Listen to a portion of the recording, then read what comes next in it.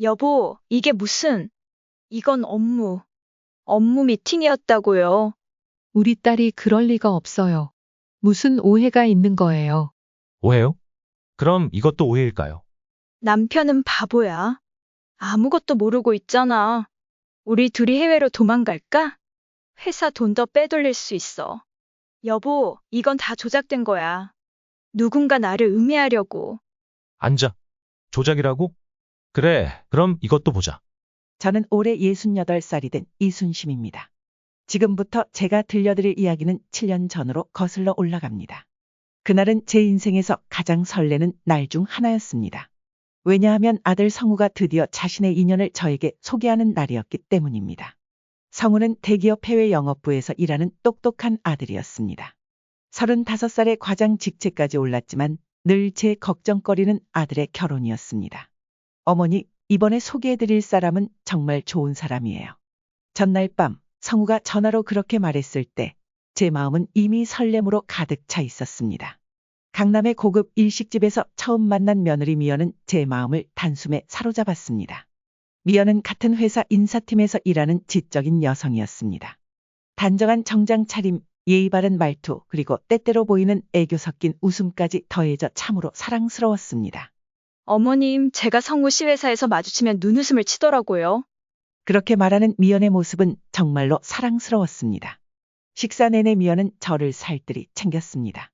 제가 좋아하는 반찬을 골라주고 국물이 식을까봐 수시로 데워주었습니다. 성우는 그런 미연을 뿌듯한 눈빛으로 바라보았습니다. 어머님, 앞으로 제가 효도하면서 잘 모시겠습니다. 헤어질 때 미연이 제 손을 꼭 잡고 한 말이었습니다. 그 말을 듣는 순간 저는 눈시울이 붉어졌습니다. 남편을 일찍 여의고 자식을 키우면서 얼마나 외로웠는지 모릅니다. 이제 딸 같은 며느리가 생긴다고 생각하니 가슴이 벅차올랐습니다. 그로부터 한 달 후 양가 부모님들이 만나 혼사를 논했습니다. 미연의 부모님도 참 좋은 분들이었습니다. 시종일관 겸손한 태도로 혼사를 진행하셨고 까다로운 조건도 내세우지 않으셨습니다. 결혼 날짜는 그해 가을로 정해졌습니다. 준비 기간 동안 미연은 정말 착한 며느리였습니다. 결혼식 전날 미연은 절까지 하며 인사를 드렸습니다. 어머님, 앞으로 제가 성우 씨랑 함께 어머님을 행복하게 해드릴게요. 저는 그날 밤 너무 기뻐 잠을 이루지 못했습니다. 결혼식 날 미연은 눈부시게 아름다운 신부였습니다. 웨딩드레스를 입은 모습은 마치 천사 같았습니다. 성우가 눈물을 글썽이며 미연의 손을 잡고 성혼 서약을 했을 때 저도 모르게 눈물이 흘렀습니다. 하객들은 모두 정말 잘 어울리는 커플이에요. 라며 축하해 주었습니다. 신혼집은 제 아파트에서 차로 10분 거리에 있는 새 아파트였습니다. 성우가 회사에서 받은 대출로 장만한 30평형 아파트였는데 위치도 좋고 전망도 훌륭했습니다. 미연이 직접 인테리어를 꾸미겠다고 나서서 예쁘게 꾸몄습니다. 결혼식 다음 날 시댁을 방문한 미연은 손수 준비한 음식을 한 상 가득 들고 왔습니다. 갓 시집온 새색시가 그렇게 정성을 들일 수 있다는 것이 믿기지 않을 정도였습니다. 저는 그때 생각했습니다. 이제 나도 딸을 얻었구나. 그렇게 저희 가족의 행복한 시간이 시작되는 것 같았습니다. 하지만 그때는 몰랐습니다. 미연의 그 다정한 모습이 가면이었다는 것을. 그리고 제가 앞으로 겪게 될 일들을. 결혼 초 미연은 정말 완벽한 며느리였습니다. 어머님, 제가 할게요. 라고 말하며 부엌으로 들어가는 며느리의 뒷모습이 얼마나 예뻤는지 모릅니다. 저는 옆에서 미연의 음식 솜씨를 칭찬하며 이것저것 가르쳐 주었습니다. 미연은 제가 알려주는 요리 비법을 꼼꼼히 메모하곤 했습니다. 특히 성우가 좋아하는 반찬들은 더욱 열심히 배웠습니다. 명절 준비도 미연이 나섰습니다. 추석이나 설날이 다가오면 일주일 전부터 저희 집에 와서 음식을 함께 준비했습니다. 어머님, 이번엔 제가 산적 만드는 것도 배워볼게요. 모든 걸 완벽하게 하려는 모습이 대견했습니다. 명절날이면 미연은 친정에서 배운 음식들도 몇 가지 준비해 왔습니다. 덕분에 명절 음식이 한결 다채로워졌습니다. 성우의 친구들이 놀러오는 날이면 미연은 특별히 신경 써서 다과를 준비했습니다. 재수 씨 솜씨가 대단하시네요. 성우의 친구들이 칭찬할 때마다 미연은 쑥스러워하면서도 기뻐했습니다. 제 친구들이 모이는 날에도 미연은 빠지지 않고 찾아왔습니다. 어머님 친구분들께 드실 약과는 제가 직접 만들어 왔어요. 친구들은 모두 미연의 정성에 감탄했습니다. 순심아, 너는 복 받았다. 저런 며느리를 어디서 구했니? 친구들의 부러움 섞인 말에 저는 그저 웃음만 지었습니다. 결혼 1주년이 되던 해 성우가 회사에서 보너스를 탄 기념으로 근사한 레스토랑에서 가족 식사를 했습니다. 그날도 미연은 저를 특별히 챙겼습니다. 어머님, 이 와인 한 잔만 드셔보세요. 건강에 좋대요. 그해 여름 미연은 제주도로 가족 여행을 계획했습니다. 저는 사양했지만 미연이 고집을 부렸습니다. 어머님, 이번이 저희 첫 가족 여행이잖아요. 꼭 함께 가주세요. 제주도에서의 3박 4일은 정말 행복한 시간이었습니다. 미연은 구석구석 좋은 곳을 미리 알아보고 세심하게 계획을 세웠습니다. 맛있는 음식점도 찾아가고 예쁜 카페에도 들렀습니다. 특히 바다가 보이는 카페에서 찍은 가족 사진은 아직도 제 방에 걸려 있습니다. 그때 미연은 임신 소식을 전했습니다. 어머님, 이제 할머니가 되실 일만 남으셨네요. 얼마나 기뻤는지 모릅니다. 그날 밤 저는 홀로 계신 친구들에게 자랑하느라 전화를 돌렸습니다. 임신한 미연을 위해 저는 매일 아침 미역국을 끓여다 주었습니다. 출근길에 들러 국물 한 그릇을 먹이고 나면 그날 하루가 뿌듯했습니다. 미연은 입덧이 심했지만 늘 웃으며 제 정성을 받아주었습니다. 어머님, 미역국 먹으면 속이 확 풀려요. 그렇게 행복한 시간이 흘러갔습니다. 그러나 결혼 3년째가 되던 해부터였을까요? 미연의 태도가 조금씩 달라지기 시작했습니다. 처음에는 아주 사소한 것들이었습니다. 전화를 해도 예전처럼 반갑게 받지 않았고 바쁘다며 먼저 끊어버리곤 했습니다. 주말마다 하던 방문도 이런저런 핑계로 미뤄졌습니다. 어머님, 오늘은 회사 동기 모임이 있어서요. 이번 주말은 친정 엄마가 아프셔서 가봐야 할 것 같아요. 점점 한 달에 한 번 보는 것도 힘들어졌습니다. 그래도 저는 이해하려고 했습니다. 직장 생활하며 살림까지 하느라 얼마나 힘들까 싶어서였죠. 손주가 태어난 이후로는 상황이 더 심각해졌습니다. 아기한테 안 좋은 습관 들까봐 걱정돼요. 제가 손주를 안아주려 할 때마다 그렇게 말하며 아이를 데려갔습니다. 아이가 올 때면 어머님이 오셔서 그래요. 이렇게 말하기도 했습니다. 제가 손주 이유식을 만들어주겠다고 했을 때는 단호하게 거절했습니다. 위생관념이 달라서요. 제가 알아서 할게요. 그 말에 얼마나 상처를 받았는지 모릅니다. 평생을 깔끔하게 살아온 제가 손주 이유식도 못해줄 만큼 더럽다는 말이었을까요? 성우에게 이런 이야기를 하고 싶지 않았습니다. 바쁜 회사 생활 속에서 이미 과장 자리를 꿰찬 성우에게 집안일로 신경 쓰게 하고 싶지 않았거든요. 그러나 미연의 차가운 행동은 계속되었습니다. 제가 전화를 하면 바쁘다며 끊어버렸고 문자를 보내도 읽고 답장을 하지 않았습니다. 길에서 우연히 마주쳐도 모른 척 지나갔습니다. 어느 날은 마트 주차장에서 마주쳤는데 급하게 차를 돌려 다른 곳으로 가버렸습니다. 동네 이웃들의 눈총도 느껴지기 시작했습니다. 순심 씨, 며느리랑 무슨 일 있어요? 요즘 통 안 보이네. 그럴 때마다 저는 괜찮다고 바빠서 그렇다고 둘러댔습니다. 남들이 그토록 부러워하던 며느리가 이렇게 변할 줄 누가 알았겠습니까? 결혼 5년 차가 되던 해 상황은 더욱 나빠졌습니다. 이제는 제가 해준 반찬을 미연이 아예 받지도 않았습니다. 현관문 앞에 놓고 가면 그대로 방치해 두었다가 버렸습니다. 언젠가는 제가 직접 보았습니다. 제가 정성껏 담근 김치를 쓰레기 봉투에 버리는 모습을요. 어머님, 음식은 냄새가 나서 못 먹겠어요. 그 말을 하는 미연의 표정에는 일말의 미안함조차 없었습니다. 손주 문제는 더욱 심각했습니다. 이제는 아예 손주 얼굴 보는 것조차 힘들어졌습니다. 미연은 제가 전화라도 하면 아이가 잠들었어요. 라고 했습니다. 찾아가면 어린이집에 갔어요. 라고 했습니다. 어린이집에 마중 나가도 이미 데려가고 없었습니다. 그러다 우연히 알게 되었습니다. 손주가 어린이집도 가지 않은 날이 많다는 것을요. 미연이 일부러 저를 피하고 있었던 겁니다. 어느 날은 며느리 친구를 마트에서 마주쳤습니다. 반갑게 인사를 건넸는데 그 친구가 저를 위아래로 훑어보더니 고개를 돌려버렸습니다. 나중에 알고 보니 미연이 친구들에게 저를 험담했다는 이야기를 들었습니다. 시어머니가 잔소리가 너무 심해서 살 수가 없어. 가해 자꾸 간섭해서 미치겠어. 구시대적인 사고방식으로 자기들 가정을 망치고 있어. 저는 한 번도 그런 적이 없었습니다. 오히려 조심스러워서 말 한마디 건네기도 어려웠는데 말입니다. 성우의 생일이었던 어느 날이었습니다. 아들 얼굴이라도 보고 싶어 미역국을 들고 찾아갔습니다. 그런데 미연은 현관문을 열자마자 짜증 섞인 목소리로 말했습니다. 어머님, 이제 그만 간섭하시고 저희 좀 살게 해주세요. 성무 씨도 어머님 때문에 스트레스 받아요. 그 말이 얼마나 서러웠는지 모릅니다. 제가 언제 간섭을 했다는 걸까요? 그저 아들 생일이라고 미역국 한 그릇 들고 간 것뿐인데요. 발걸음을 돌리는데 등 뒤에서 들렸습니다. 이제 나이도 있으신데 무슨 음식을 하세요? 사 먹으면 되지. 쓰레기통에 미역국을 버리는 소리도 들렸습니다. 그날 이후로 저는 성우의 생일날에도 찾아가지 못했습니다. 명절에도 이제는 형식적으로 얼굴만 비쳤습니다. 미연은 친정 행사를 핑계로 시댁 명절 음식 준비에는 전혀 참여하지 않았습니다. 차례상을 차려놓으면 늦게 와서 형식적으로 절만 하고 바로 친정으로 갔습니다. 정은 음식을 다 사서 하는데 시댁은 왜 이렇게 구시대적이에요? 명절 준비를 도와주러 온 큰 조카 앞에서 그런 말을 하는 걸 들었습니다. 이제는 제가 아파도 찾아오지 않았습니다. 감기로 고열이 났을 때도 전화 한 통 없었습니다.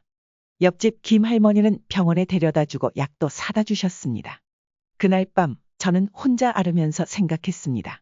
내가 무슨 잘못을 그리 크게 했길래 내 아들의 아내가 내 손주의 엄마가 이렇게까지 나를 미워하는 걸까? 하늘에 계신 남편도 이런 모습을 보면 얼마나 가슴 아파할까? 그렇게 저는 또 한숨으로 밤을 지새웠습니다. 그날은 유난히 추운 겨울날이었습니다. 손주가 심하게 아파서 미연에게서 연락이 왔습니다. 어린이집에서 열이 많이 난다고 해서 데려가야 하는데 저는 중요한 회의가 있어서 못 가요. 할머니가 좀 데려가 주시면 안 될까요? 저는 얼른 외투를 걸치고 택시를 타고 어린이집으로 향했습니다. 평소에는 버스를 타고 다녔지만 그날은 손주가 걱정되어 서둘렀습니다. 어린이집에 도착하니 손주가 울먹이며 저를 보고 반겼습니다. 얼굴이 빨갛게 달아올라 있었고 이마를 만져보니 열이 심했습니다. 선생님께서는 말씀하시길. 아침부터 열이 있었어요. 39도까지 올라가서 연락을 드렸어요. 얼른 어린이집에서 아픈 손주를 데리고 나왔습니다. 택시를 타고 미연의 집으로 가려는데 갑자기 미연에게 전화가 왔습니다. 어머님, 우리 집 말고 어머님 댁으로 가세요. 제가 나중에 데리러 갈게요. 순간 의아했지만 며느리의 말대로 우리 집으로 갔습니다. 손주에게 해열제를 먹이고 미지근한 물로 몸을 닦아주며 열을 내리려 애썼습니다. 하지만 그날 밤늦게까지 미연은 오지 않았고 전화도 받지 않았습니다. 자정이 다가오는데도 손주의 열은 좀처럼 떨어지지 않았습니다. 걱정된 저는 결국 아픈 손주를 데리고 미연의 집으로 향했습니다. 택시 기사님께서도 걱정되셨는지 아파트 입구까지 데려다 주셨습니다. 후문에서 보니 미연의 방에 불이 환하게 켜져 있었습니다. 초인종을 누르자 안에서 술잔 부딪히는 소리와 웃음소리가 들렸습니다. 그때 옆집 아주머니가 나와 귀띔해 주셨습니다. 아까부터 친구들이랑 술 마시는 것 같던데요. 다시 초인종을 누르자 취기가 있는 미연의 목소리가 들렸습니다. 어머님, 제발 좀요. 제가 분명히 나중에 데리러 간다고 했잖아요. 미연아, 애가 많이 아파. 문 좀 열어줘. 항상 이러시니까 제가 싫어하는 거예요. 매번 와서 감시하고. 저 이제 진짜 지쳤어요. 그때 안에서 남자의 목소리가 들렸습니다. 누구야? 빨리 보내. 순간 온몸이 굳어버렸습니다. 성우는 분명 해외 출장 중이었습니다. 미연의 말투는 점점 더 거칠어졌습니다. 이제 그만 꺼지세요. 애 하나 못 보세요? 정말 성가시게 하시네. 당신 때문에 우리 부부 사이가 불편해진다니까요. 내일 데리러 갈 테니까 집에나 계세요. 인터폰이 꺼졌고 제 눈에서는 피눈물이 흐르는 것 같았습니다. 아픈 손주를 안고 한밤중에 응급실을 찾아가는 제 마음은 무너져 내렸습니다. 그날 밤 저는 응급실 의자에 앉아 밤을 새웠습니다. 아픈 손주 옆에서 꼬박 밤을 지새우는데 제 마음은 손주의 열보다 더 뜨겁게 타들어갔습니다. 새벽녘이 되어서야 손주의 열이 조금 내렸습니다. 창밖이 하얗게 밝아올 때까지 저는 한숨도 자지 못했습니다. 성우의 어린 시절이 떠올랐습니다. 그 애도 이렇게 아플 때면 밤새 끙끙 앓았었는데 그때는 혼자서도 잘 키워냈다며 스스로를 자부했습니다. 하지만 이제는 손주를 제대로 돌보지 못하는 할머니가 되어버렸습니다. 평생 자식 잘 되라고 손주 잘 크라고 기도했던 제 마음이 이렇게 무너질 줄은 몰랐습니다.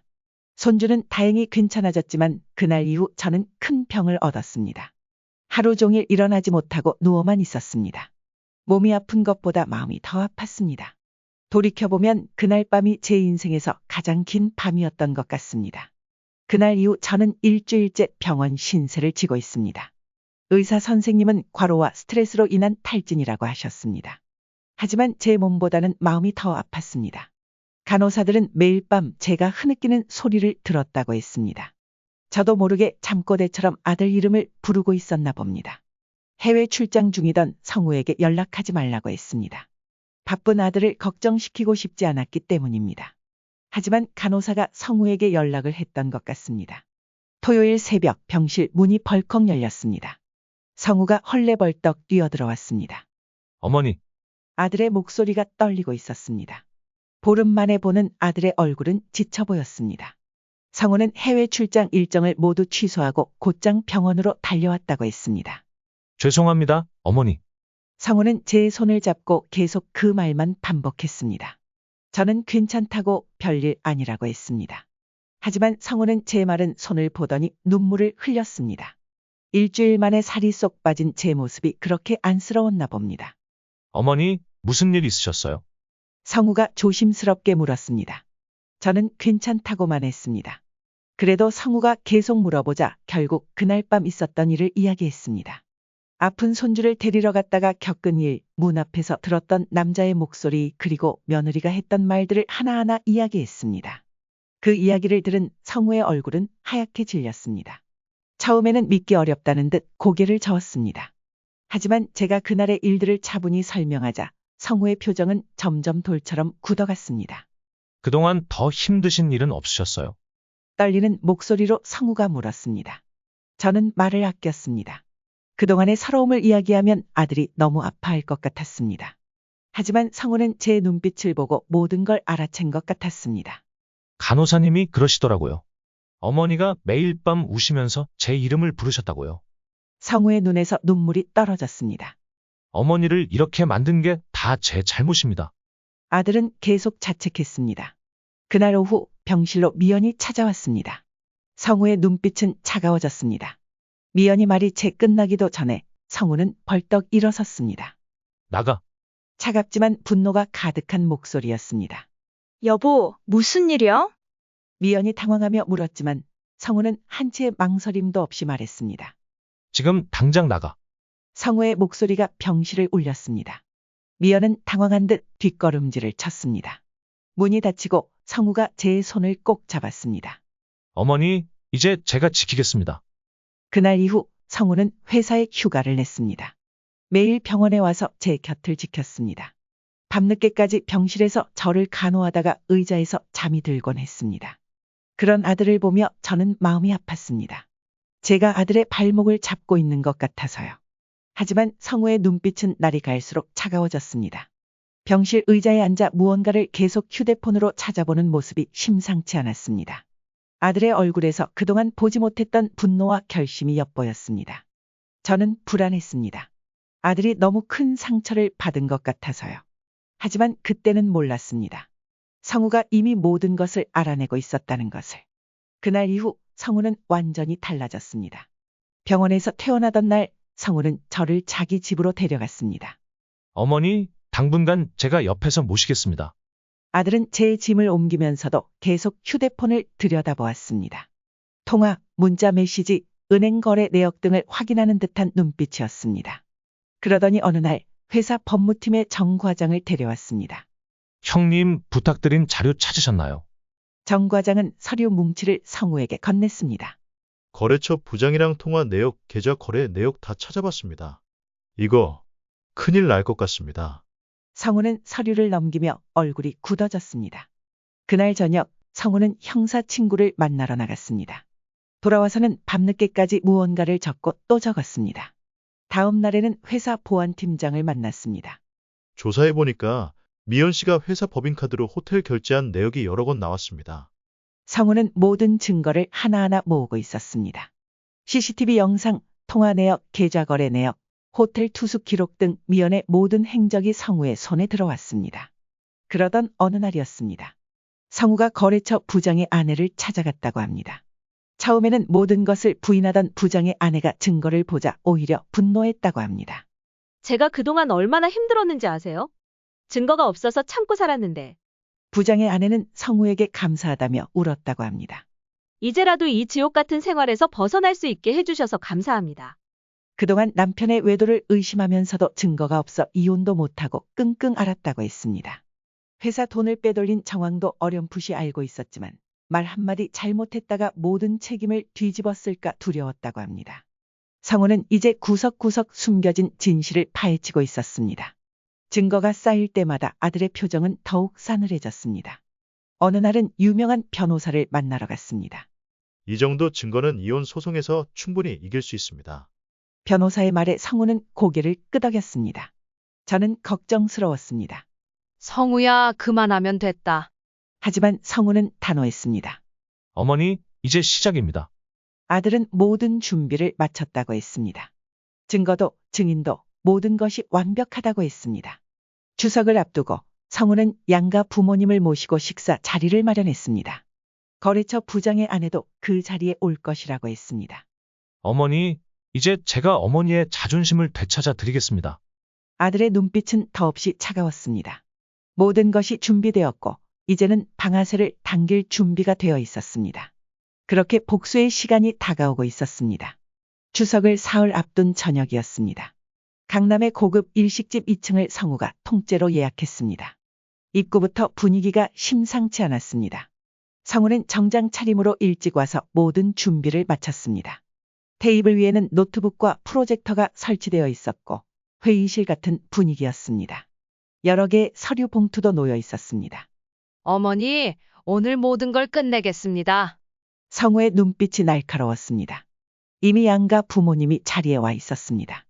성우야, 갑자기 이렇게 자리를 마련해서. 바깥사돈의 말씀이 채 끝나기도 전에 거래처 부장의 아내가 들어왔습니다. 이분은 안사돈이 의아한 표정을 지었습니다. 모두가 자리에 앉았지만 아무도 수저를 들지 못했습니다. 무거운 침묵이 흘렀습니다. 7시 반, 미연이 마지막으로 도착했습니다. 죄송해요. 회사 일이 좀 있어서요. 그때까지도 미연은 아무것도 모르고 있었습니다. 오히려 당당한 걸음걸이로 들어와 모두에게 인사를 했습니다. 그러나 거래처 부장의 아내를 보는 순간 미연의 얼굴이 살짝 굳어졌습니다. 자, 이제 시작하겠습니다. 성우가 조용히 일어나 노트북을 켰습니다. 오늘 이 자리에 모신 이유를 말씀드리겠습니다. 스크린에 첫 번째 영상이 떴습니다. 강남의 한 호텔 로비. 날짜는 한 달 전이었습니다. 화면에는 미연과 거래처 부장이 은밀하게 만나는 장면이 선명하게 드러났습니다. 여보, 이게 무슨. 미연의 얼굴이 창백해졌습니다. 이건 업무 미팅이었다고요. 성우의 목소리는 차가웠습니다. 이번에는 계좌 거래 내역이 화면에 떴습니다. 회사 법인카드로 결제된 호텔 숙박비, 고급 레스토랑 결제 내역, 그리고 거래처 부장의 개인 계좌로 송금된 수억 원의 회사 자금이 나타났습니다. 우리 딸이 그럴 리가 없어요. 무슨 오해가 있는 거예요. 미연의 어머니가 소리쳤습니다. 오해요? 그럼 이것도 오해일까요? 성우가 세 번째 증거를 보여줬습니다. 그날 밤 제가 아픈 손주를 데리고 찾아갔을 때 CCTV 영상이었습니다. 한밤중에 제가 손주를 안고 추운 길에서 서성이는 모습, 그리고 그 시각 미연의 집 창문으로 보이는 남자의 실루엣. 음악 소리와 웃음소리가 녹음되어 있었습니다. 그리고 들려오는 미연의 목소리. 이제 그만 꺼지세요. 바깥사돈이 가슴을 부여잡았습니다. 아직 끝나지 않았습니다. 성우가 다음 증거를 보여줬습니다. 미연과 거래처 부장의 카카오톡 내용이었습니다. 남편은 바보야. 아무것도 모르고 있잖아. 우리 둘이 해외로 도망갈까? 회사 돈 더 빼돌릴 수 있어. 미연이 자리에서 벌떡 일어났습니다. 여보, 이건 다 조작된 거야. 누군가 나를 음해하려고. 앉아. 성우의 고함에 미연이 주저앉았습니다. 조작이라고? 그래, 그럼 이것도 보자. 이번에는 통화 녹음이 재생됐습니다. 거래처 부장과의 은밀한 대화, 돈 이야기, 도피 계획, 그리고 성우를 비웃는 내용까지 생생히 들려왔습니다. 우리 딸이 어쩌다가. 미연의 어머니가 쓰러질 듯 자리에 주저앉았습니다. 앉으세요, 장모님. 아직 더 있습니다. 성우가 마지막 서류를 꺼냈습니다. 법원에 제출할 소송장과 형사 고발장이었습니다. 여보, 제발. 미연이 성우의 발 앞에 무릎을 꿇었습니다. 내 몸 발끝 하나 건드리지 마. 성우의 손이 떨리고 있었습니다. 용서해 달라고? 뭘 용서해 달라는 거야? 당신이 어머니를 어떻게 대했는지, 우리 아들이 아픈데도 어떻게 했는지, 그리고 날 배신하고 회사 돈까지 빼돌린 게 모두 증거로 남아 있어. 성우의 목소리가 점점 커졌습니다. 그때 거래처 부장의 아내가 일어섰습니다. 미연 씨, 이제 그만하세요. 우리 남편이 어제 모든 걸 자백했어요. 이라니요? 결혼 전부터 시작된 불륜이라고요. 이제 그만 연기하세요. 미연은 그제야 모든 것을 깨달은 듯했습니다. 완전히 다리에 힘이 풀려 미연은 주저앉았습니다. 어머님, 미연이 제게 다가왔습니다. 용서해 주세요. 제가 잘못했어요. 하지만 성우가 미연의 어깨를 잡아챘습니다. 짐 빼. 성우야. 바깥사돈이 마지막으로 애원했습니다. 우리 딸을 한 번만 봐주면 안 되겠니? 장인어른, 저는 그동안 정말 존경했습니다. 하지만 이건 용서할 수 없습니다. 성우가 마지막 서류를 내밀었습니다. 이혼 합의서에 사인해. 위자료는 3억.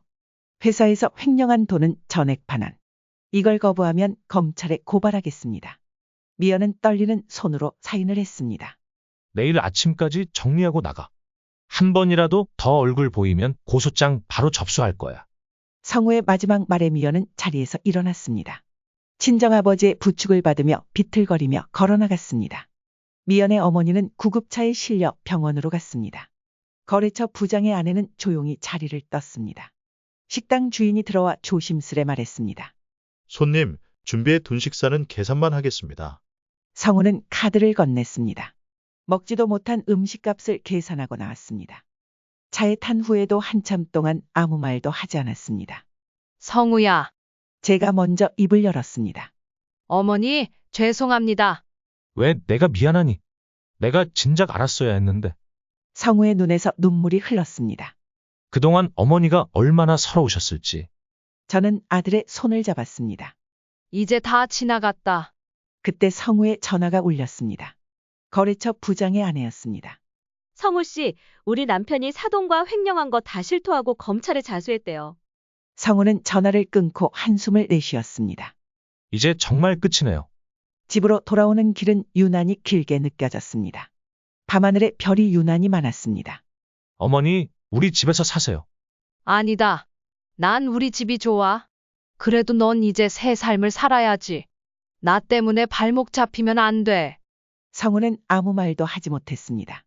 집에 도착해 현관문을 열자 옆집 할머니가 나오셨습니다. 이순심 씨, 기다렸어요. 잘 해결됐나요? 네, 끝났습니다. 그래, 이제 마음 좀 놓이겠는가. 그동안 많이 힘들었을 텐데. 그 말에 또다시 눈물이 났습니다. 성우가 저를 부축해 집 안으로 들어왔습니다. 그동안 제 방에는 손주의 장난감들이 그대로 남아 있었습니다. 며느리가 버리라고 했지만 끝내 버리지 못했던 것들입니다. 성우가 장난감 하나를 집어들었습니다. 주말에 제가 데리고 올게요.